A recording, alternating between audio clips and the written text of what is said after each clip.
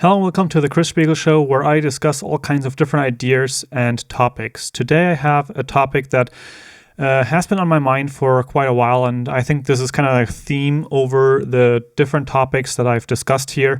Today I want to talk about gaming, virtual reality, and how all that affects how we work in day-to-day life.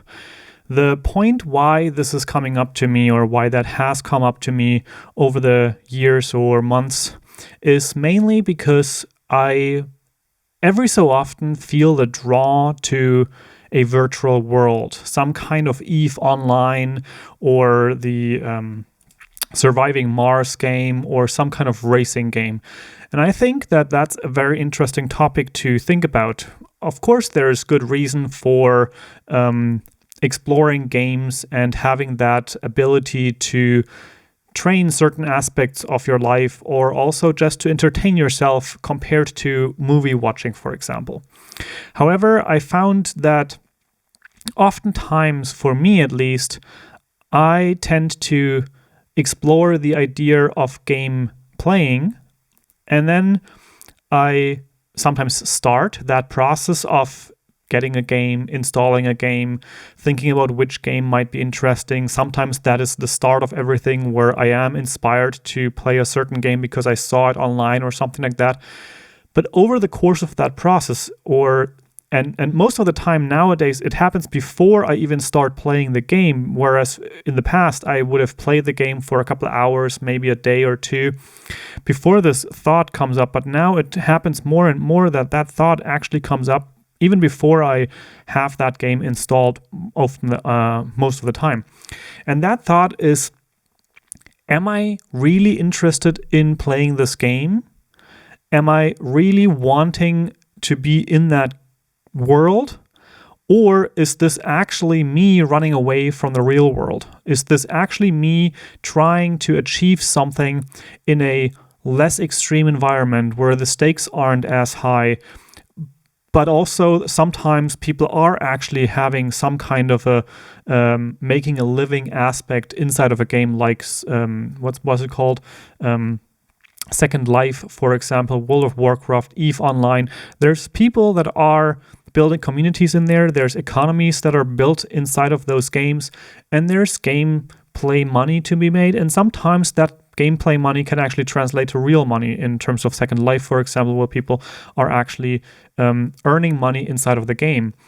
And now with virtual reality, that all becomes even more extreme as virtual reality gathers rounds. And then there's the play or the whole movie with Ready Player One, where everybody spends their time in virtual reality and they can become and are whoever they want to be. And I think that that's really an interesting question to be asked if you are drawn to gaming, and that is the one that I'm asking myself whenever I am drawn to gaming, is why am I drawn to this? Am I running away from something in real life? Am I trying to make my life more interesting by going into a virtual world? And can I do the same thing, or can I achieve the same effect by actually doing something in the real world? For myself, often I end up at the place where I think, well, the virtual reality, the virtual game is just that. It is virtual. It's not going to bring me forward in the long run. It's not going to change my life in a bigger way. Whereas sitting down, working on my business, creating a new program, creating a new video, those things actually are changing the way that my life can go. And this is something that is really interesting to me. The same thing, by the way, applies in the most ways also to movie watching or TV shows and stuff like that. However, I am aware that there is a good place for these things to shut off from those activities of work, to step away and to have relaxation time and those things.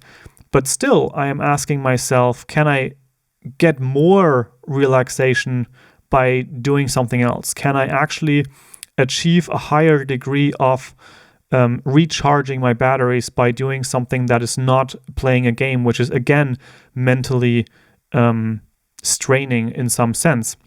Overall, I think that playing games and also watching movies or TV shows is something that is totally valid, but it is something that is really interesting to ask myself about whether or not I'm doing this to run away, or am I actually doing this to enjoy whatever it is that I want to be enjoying.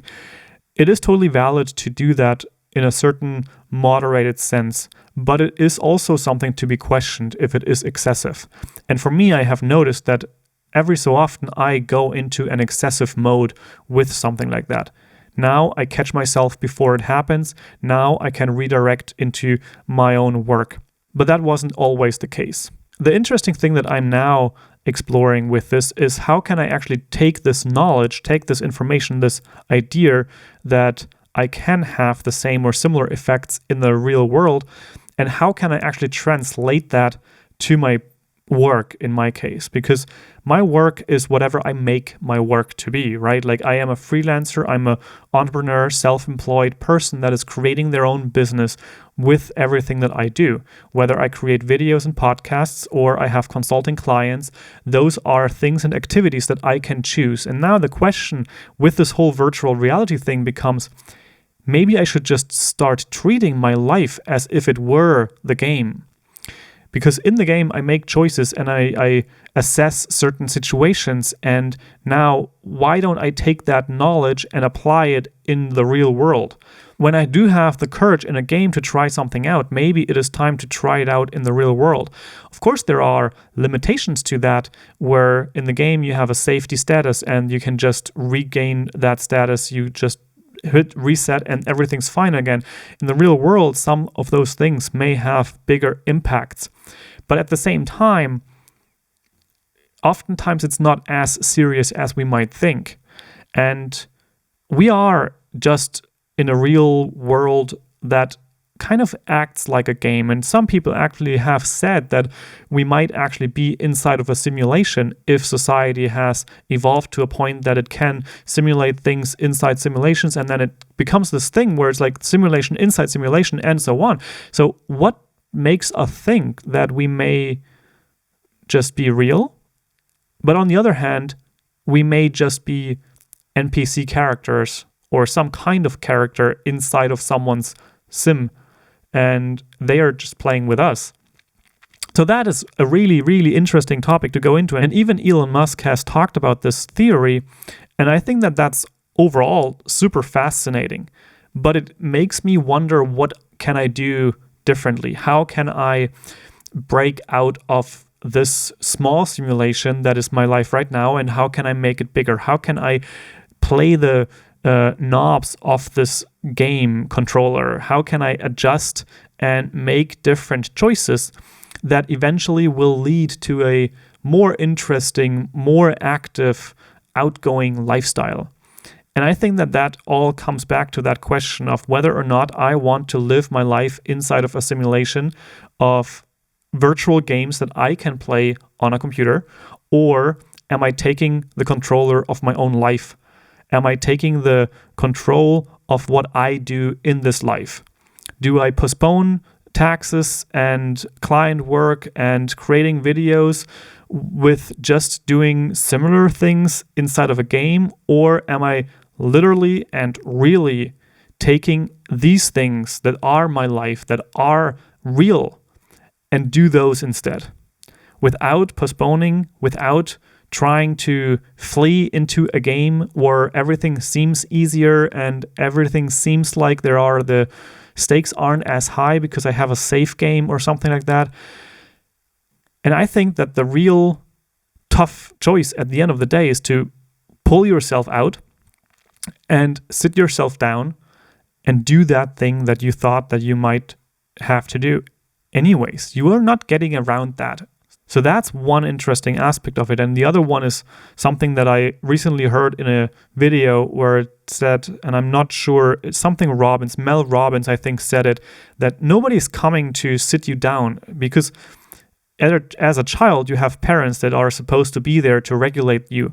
And at some point you grow up, and at some point you have to start regulating yourself. And this is just one of those instances where regulating yourself is something that I think is really, really important.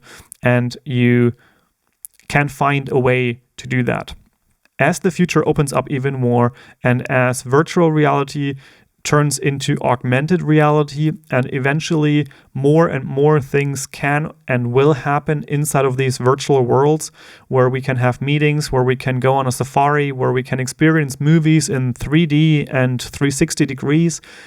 Once those things come more and more, it will eventually also become harder and harder to make that choice between reality and virtual worlds. But for now, for me, I want to choose reality. I want to choose the controller that controls my life instead of controlling a virtual character, and overall just be more active. And those are my thoughts on this topic for today. It is a bit of a shorter episode, but I wanted to get those thoughts out there regarding the reality, the fascination with gaming, and also the virtual reality.